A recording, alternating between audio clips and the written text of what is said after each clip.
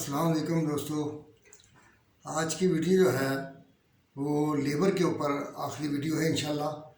और वो ये है कि आपने अभी तक वेजेस प्लान पढ़े हैं, जिसमें हम देखते हैं कि वेजेस को किस तरीके से पे करना चाहिए जिससे हमारी जो अपना per unit cost conversion cost है वो कम से कम हो। और हमने देखा कि वहाँ पे हमने स्टैंडर्ड और एक्चुअल को कंपेयर किया, और जहाँ स्टैंडर्ड से ज़्यादा काम किया गया है वहाँ पे हमें जो है पर यूनिट कॉस्ट कम मिली। अब हम चलते हैं कि पेरोल को रिकॉर्ड कैसे करते हैं, यानी कि तनख्वाहों को, सैलरीज को रिकॉर्ड कैसे करते हैं। पेरोल का मतलब होता है वेजेस प्लस सैलरीज। वेजेस होती है वर्कर्स की और सैलरीज होती है ऑफिस स्टाफ की। तो इसलिए इसका एक ही अमाउंट लगाते हैं पेरोल का। इसके लिए ये है कि इसमें एक एम्प्लॉइज़ को, जो एम्प्लॉय काम करता है उसके साथ हमने जो तय किया होता है वो उसे मिलता है। उसमें जो हुकूमत के टैक्सेस हैं वो हमने काटने होते हैं। अगर उसने यूनियन की मेंबरशिप ली हुई है तो यूनियन के पैसे हम उसे काट के यूनियन को दे देंगे। अगर वो कंटीन में उसने उधार चलाया हुआ है तो उधार जब वो कंटीन के पैसे जितने आएंगे वो काट के कंटीन वाले को दे देंगे। तो इसको गवर्नमेंट के या पर्सनल ड्यूज़ को कर्जा लिया हुआ उसने तो किस्त काटनी है वो काट के जो बाकी बचेगा उसे वापस दे देंगे। उसे कहते हैं अक्रूड पेरोल। इसमें 4 एंट्रियाँ जो हैं हमने करनी होती है। एक ये होता है कि एम्प्लॉइज़ की तरह हमें से करना है। एक होता है एम्प्लॉयर को कुछ लाइबिलिटी देनी होती है, कुछ स्टाफ को और कुछ गवर्नमेंट को। वो जो लाइबिलिटी है वो अब कैसे रिकॉर्ड करनी है, ये आज का हमारा मौजू है। सबसे पहली बात ये है, इसमें हम पहले करते हैं रिकॉर्डिंग ऑफ पेरोल, फिर पेमेंट ऑफ पेरोल और फिर डिस्ट्रीब्यूशन ऑफ पेरोल, और नंबर 4 हम करते हैं एम्प्लॉयज़ लाइबिलिटी। आज का मौजू इसी के ऊपर है। सबसे पहली बात तो ये है कि क्वेश्चन है जो मैंने खुद बनाया है क्योंकि पाकिस्तानी एनवायरनमेंट के मुताबिक, ताकि उसका जवाब जो है वो आपको इम्तिहान के पॉइंट ऑफ व्यू से देखा जाए। क्योंकि बुक्स में, बाद बुक्स में हैं लेकिन बाद बुक्स में फॉरेन टैक्सेस हैं जो हमारी समझ में, बच्चों की समझ में देश से आती है। तो इस क्वेश्चन का लिंक मैं दे दूंगा आपको। तो सबसे पहली बात तो ये है कि एक सवाल है जिसमें कि डायरेक्ट लेबर जो है वो है 40,000। ये मैं आपको यहाँ लिख देता हूँ। पेरोल क्या है? डायरेक्ट लेबर है 40,000, इनडायरेक्ट लेबर 18,000, सेल्स सैलरीज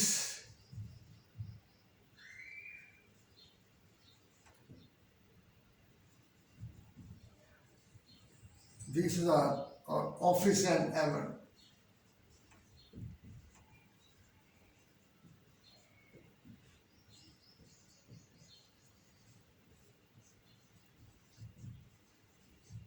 ये एक सवाल है कि आपको ये हमारा पेरोल है, तो आप क्या करेंगे? सबसे पहले आपका क्वेश्चन का जवाब है रिकॉर्डिंग ऑफ पेरोल। रिकॉर्डिंग, पहली बात क्या है? Recording of payroll. रिकॉर्डिंग का मतलब होता है कि आपने जनरल एंट्री क्या डालनी है इसकी। तो आपने एंट्री डालनी है। सबसे पहले बात यह है इसकी एंट्री रिकॉर्डिंग ऑफ पेरोल की क्या होगी? पेरोल कंट्रोल अकाउंट,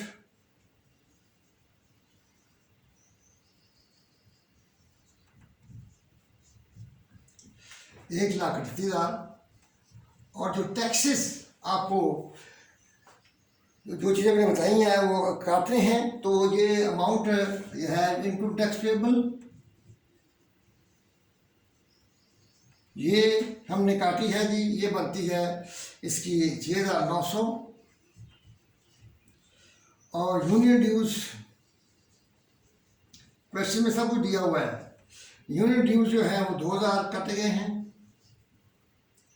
और EOPI ये एक पेंशन है जो मजदूर को मिलती है रिटायरमेंट के बाद, उसके पैसे कटते रहते हैं फिर बाद में उन्हें मिलते हैं। 8,280।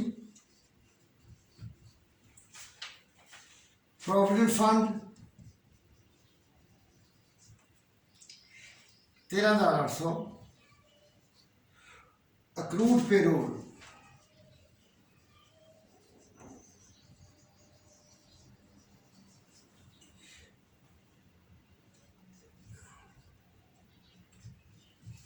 ये देखिए कि इसमें आपने टोटल पे रोल को हमारे पास इतनी अमाउंट है जो हम पे करनी है, और इसमें काटा क्या गया है, को टैक्स जो हुकूमत को दे दिया देना हमने, उसकी परसेंटेज दी हुई है क्वेश्चन में, और वो परसेंटेज जो है हमने क्वेश्चन में दी हुई है, और वो कैसे 5% है। यूनियन ड्यूज 2000 में पूरे हैं, ये 5% है, ये अमाउंट है 2000। और सोशल सिक्योरिटी इसमें है,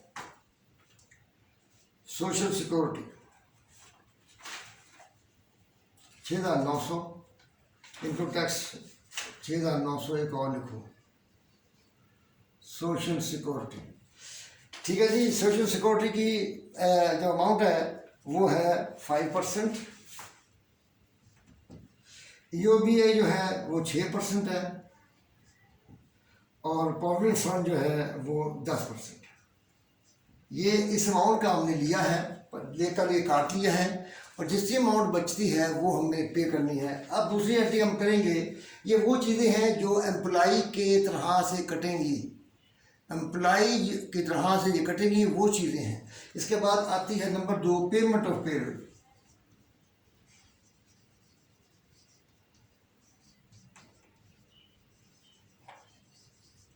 अक्रूड पेरोल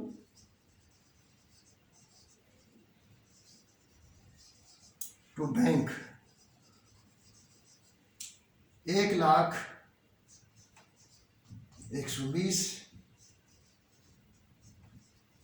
ये नाम आपके 2 रिक्वायरमेंट हमने पूरी कर ली कि हमने उसकी पेमेंट भी कर दी है और उसके रिकॉर्डिंग भी कर दी। अब आती है कि ये जो अखराजात हुए हैं किस किस डिपार्टमेंट के ऊपर हुए हैं, जिसके ऊपर हुए हैं उनको हमने इनको लगा देना है ताकि ये वहाँ पे चले जाएं। तो इसे कहते हैं डिस्ट्रीब्यूशन ऑफ पेरोल। तो डिस्ट्रीब्यूशन के लिए हम ऊपर जगह पर आते हैं,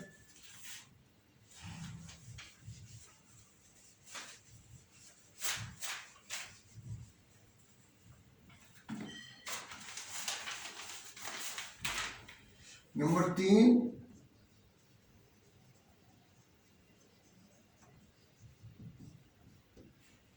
डिस्ट्रीब्यूशन ऑफ पेरोल। इसमें हम ये देखेंगे कि वो ऊपर लिखा हुआ है कि डेट लेबर, इसका मतलब है डेट लेबर को हम WIP को डेबिट करेंगे और वो है 40,000,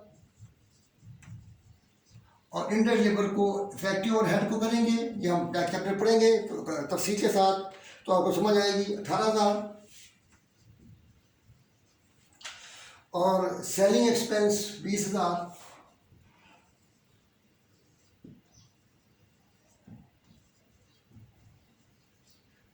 और admin expense 60,000 to payroll 1,38,000। Payroll की जो एंट्री है वो सिर्फ हमने रिकॉर्ड की है और वो ख़त्म भी हो गई है, ज़ीरो, क्योंकि डेबिट हुई थी फिर क्रेडिट हो गई है। असल मकसद था कि ये उस डिपार्टमेंट को जाए जिस डिपार्टमेंट की ये कॉस्ट है, तो हमने डेबिट कर दी है।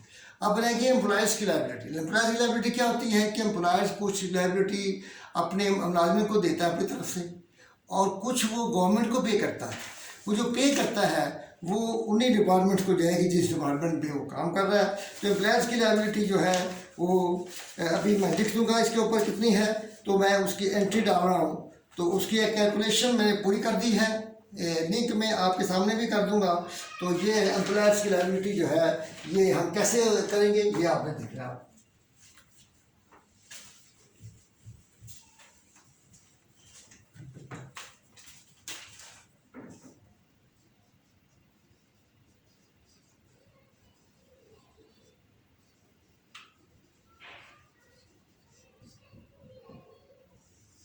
एम्प्लॉयज़ की लायबिलिटी यकीनी बात है वो बिजनेस की कॉस्ट है, बिजनेस का एक्सपेंस है।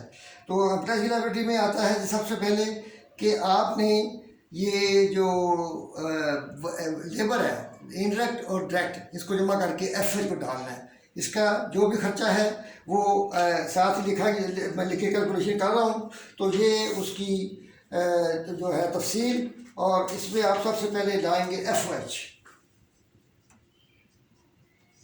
इसका ये है कि 40,000 जमा 18,000 direct labour and indirect labour into 19%। ये 19% जो है क्वेश्चन में गिवन है। मुख्तलिफ टैक्सेस हैं, उनकी टोटल बनता है 19%। तो 19% का 11,020 जो है एफ को जाएगा। एफ को क्या जाएगा? डायरेक्ट लेबर और इनडायरेक्ट लेबर की कॉस्ट एफ को जाएगी। आगे आती है सेलिंग एक्सपेंस।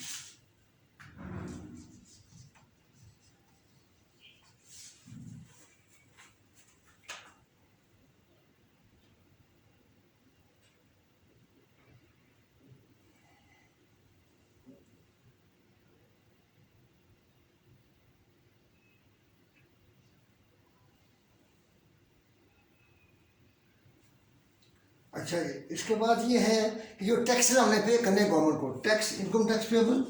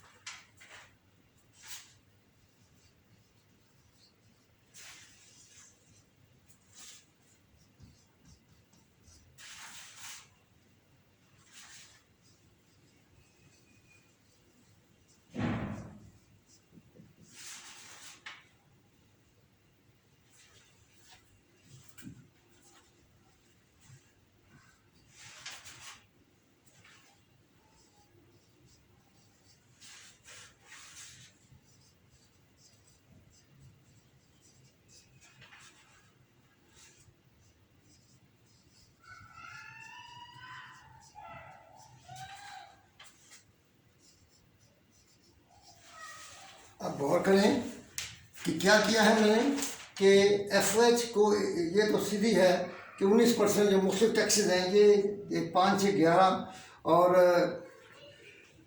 5 16 और 3 19, ये है 19%। ये ठीक है जी। अलग अलग हमने चूँकि अदारे हैं टैक्स को, इसलिए हमने तमाम पे रोल की अमाउंट टैक्स की अलग निकाल दी है। ये दोनों मिलके जो बराबर बनते हैं। इस तरीके से हम जो है एम्प्लॉयज़ की लायबिलिटी जो है पेरोल में उसको रिकॉर्ड करते हैं और वो सारी कॉस्ट जो है वो उन डिपार्टमेंट्स को जाएगी जिसके एम्प्लॉय काम कर रहे हैं। इस तरीके से हम 4 एंट्रियाँ जो इसकी सीखते हैं: recording of payroll, payment of payroll, distribution of payroll और एम्प्लॉयज़ लायबिलिटी। तो इस तरीके से ये आपको मैंने पेरोल के बारे में, लेबर के बारे में सारी चीज़ें बता दी हैं। आपने इसको ध्यान में रखना है, डायरेक्ट इनडायरेक्ट लेबर को अलग ट्रीट करना है और इसके साथ साथ आप इसको देखते जाएंगे। वीडियो पूरी देखें ताकि आपके सवाल पैदा होने वाले जो हैं एंड पर उसका हल निकला है आपके पास। और इसको आप डिवाइस करें किताब के साथ देखकर, तो आपको इंशाल्लाह समझ आएगी। नहीं तो कमेंट्स करें और लाइक करें और सब्सक्राइब करें। अल्लाह ताला आपकी मदद करे। अल्लाह हाफिज़।